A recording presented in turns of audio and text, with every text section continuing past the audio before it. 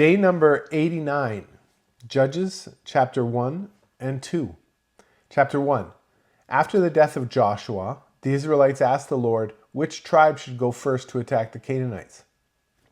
The Lord answered, Judah, for I have given them victory over the land. The men of Judah said to their relatives from the tribe of Simeon, join with us to fight against the Canaanites living in the territory allotted to us. Then we will help you conquer your territory. So the men of Simeon went with Judah. When the men of Judah attacked, the Lord gave them victory over the Canaanites and the Perizzites. And they killed 10,000 enemy warriors at the town of Bezek. While at Bezek, they encountered King Adoni-Bezek and fought against him. And the Canaanites and Perizzites were defeated. Adoni-Bezek escaped, but the Israelites soon captured him and cut off his thumbs and big toes. Adoni-Bezek said, I once had 70 kings with their thumbs and big toes cut off, eating scraps from under my table. Now God has paid me back for what I did to them. They took him to Jerusalem, and he died there. The men of Judah attacked Jerusalem and captured it, killing all its people and setting the city on fire. Then they went down to fight the Canaanites living in the hill country, the Negev, and the western foothills. Judah marched against the Canaanites in Hebron, formerly called Kiriath Arba, defeating the forces of Shishai, Ahiman, and Talmai. From there they went to fight against the people living in the town of Debir, formerly called Kiriath Sepher. Caleb said, I will give my daughter Akash in marriage to the one who attacks and captures Kiriath Sepher. Othniel, the son of Caleb's younger brother Kenaz, was the one who conquered it. So Akash became Othniel's wife. When Akash married Othniel, she urged him to ask her father for a field. As she got down off her donkey, Caleb asked her, What's the matter? She said, Let me have another gift. You have already given me the land in the Negev. Now please give me the springs of water too. So Caleb gave her the upper and lower springs. When the tribe of Judah left Jericho, the city of palms, the Kenites, who were descendants of Moses' father-in-law, traveled with them into the wilderness of Judah. They settled among the people there near the town of Arad in the Negev. Then Judah joined with Simeon to fight against the Canaanites living in Zephath, and they completely destroyed the town, though the town was named Hormah. In addition, Judah captured the towns of Gaza, Ashkelon, and Ekron, along with their surrounding territories. The Lord was with the people of Judah, and they took possession of the hill country. But they failed to drive out the people living in the plains, who had iron chariots. The town of Hebron was given to Caleb, as Moses had promised, and Caleb drove out the people living there, who were descendants of the 3 sons of Anak. The tribe of Benjamin, however, failed to drive out the Jebusites, who were living in Jerusalem. So to this day the Jebusites live in Jerusalem among the people of Benjamin. The descendants of Joseph attacked the town of Bethel, and the Lord was with them. They sent men to scout out Bethel, formerly known as Luz. They confronted a man coming out of the town and said to him, Show us a way into the town, and we will have mercy on you. So he showed them a way in, and they killed everyone in the town except that man and his family. Later, the man moved to the land of the Hittites, where he built a town. He named it Luz, which is its name to this day. The tribe of Manasseh failed to drive out the people living in Beth-shan, Tanakh, Dor, Iblim, Megiddo, and all their surrounding settlements, because the Canaanites were determined to stay in that region. When the Israelites grew stronger, they forced the Canaanites to work as slaves, but they never did drive them out completely out of the land. The tribe of Ephraim failed to drive out the Canaanites living in Gezer, and the Canaanites continued to live there among them. The tribe of Zebulun failed to drive out the residents of Kitron and Nahalol. Now the Canaanites continued to live among them, but the Canaanites were forced to work as slaves for the people of Zebulun. The tribe of Asher failed to drive out residents of Akko, Sidon, Alab, Akzib, Helba, Aphik, and Rehob. Instead, the people of Asher moved in among the Canaanites who controlled the land, for they failed to drive them out. Likewise, the tribe of Naphtali failed to drive out the residents of Beth Shemesh and Beth Anath. Instead, they moved in among the Canaanites who controlled the land. Nevertheless, the people of Beth Shemesh and Beth Anath were forced to work as slaves for the people of Naphtali. As for the tribe of Dan, the Amorites forced them back into the hill country and would not let them come down into the plains. The Amorites were determined to stay in Mount Heres, Ajalon, and Shalabim.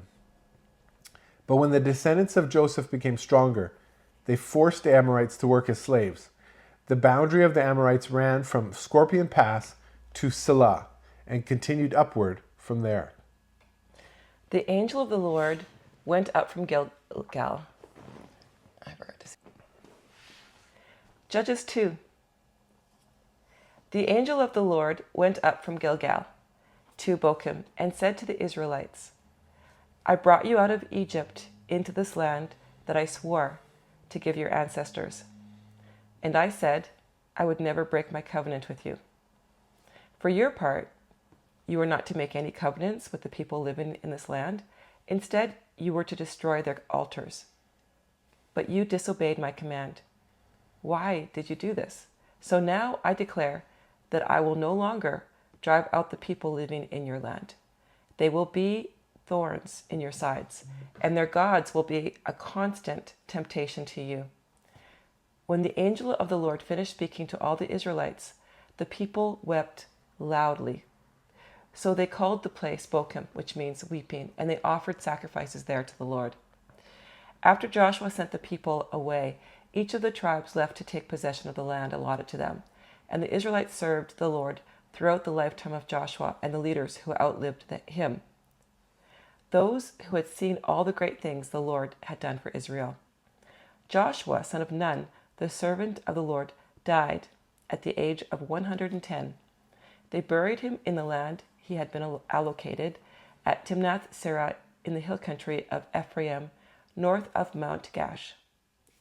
After that generation died, another generation grew up who did not acknowledge the Lord or remember the mighty things he had done for Israel. The Israelites did evil in the Lord's sight and served the images of Baal. They abandoned the Lord, the God of their ancestors, who had brought them out of Egypt.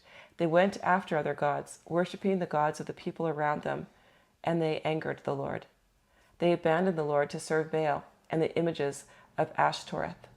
This made the Lord burn with anger against Israel, so he handed them over to raiders who stole their possessions.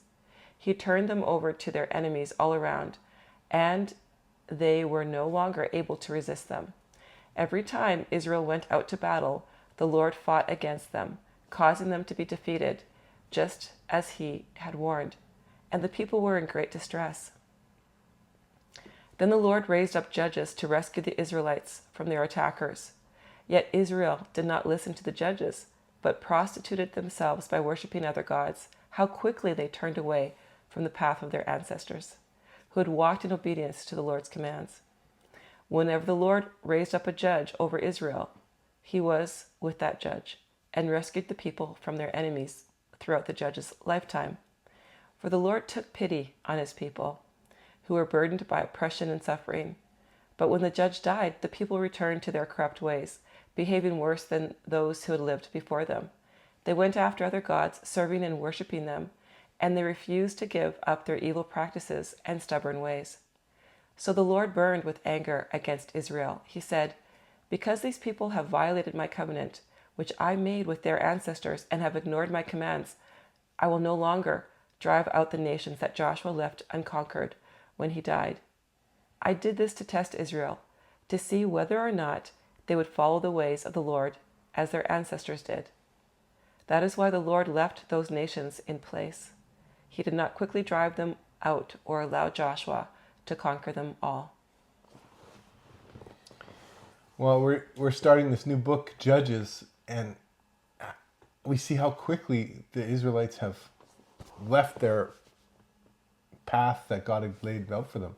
One generation, and they're already making mistakes and not driving out the people like God asked. Yeah, it says how they had forgotten. For some reason, it wasn't passed on to them. It wasn't impressed upon them. They didn't know, they had forgotten. There was something that wasn't there, or their hearts were hard. I don't know, but it just says that they had forgotten what God had done. It wasn't something that they kept on reminding themselves on through ceremony or through discussion or through, I don't know how they would have done it, through oral tradition, but it was no longer talked about. Yeah. It was no longer discussed. They were thoroughly involved in the world around them and had become a part of the world around them. Yeah, the cool thing though is we see God gives them a glimmer of hope. He appoints judges or sends out judges to raise up and bring the people out of these bad situations. The difficulty is they quickly jump back into it. It's just, it says something about our characters. We really need to teach and impress this on our children so they don't fall into the same mistakes that we had. Yeah, it's really interesting to see this because we see how it says that as soon as the judge died, they went back to their old ways. And so what is it that we're learning about human character here? What is it that God wants us to see about our relationships? It looks like we need to be spiritually focused. Yeah. And we need to pass that on, and really how important leadership is as well, but that we can't just rely on the leader. It has to also be individual convictions. Because if it's just following the leader, when the leader is gone, like it was here in these cases, the people went back to what they weren't supposed to be doing. Yeah. And so I think what we're learning here is, yes, leadership is important, but our own relationship with God, our own righteousness, our own making sure that we individually are following God is more important. Yeah, I think that word that you said, our own righteousness, we need to look at the world around us and really take those bad things that are affecting our hearts and keep them far from us, drive them out of our lives. We shouldn't be involved in things of this world. And in the chapter before in Judges 1, it talked about how there was different tribes who didn't completely drive out the people, and how later on God said they're going to be tempted to follow their idols. Yeah. And that's exactly what happened. And I agree with you. I think that when there's something in our life, we can't be playing around with it if we know that it's wrong. We have to completely cut it off, get rid of it, because it's going to literally have an impact on us. And not only us, it could have an impact on our children, on future generations. True. Our sin can have long-term effects, just like our righteousness can have long-term effects. Exactly. But definitely not allowing, a little bit here, a little bit there. It just reminds me of what he said at the beginning: love the Lord your God with all of your heart and with all your soul. Not 80% and that 20%, I'm going to just do what I want with that 20%. But just know 100%, I want to please God 100% of the time with 100% of my heart. Yeah, so very true. See you again next time.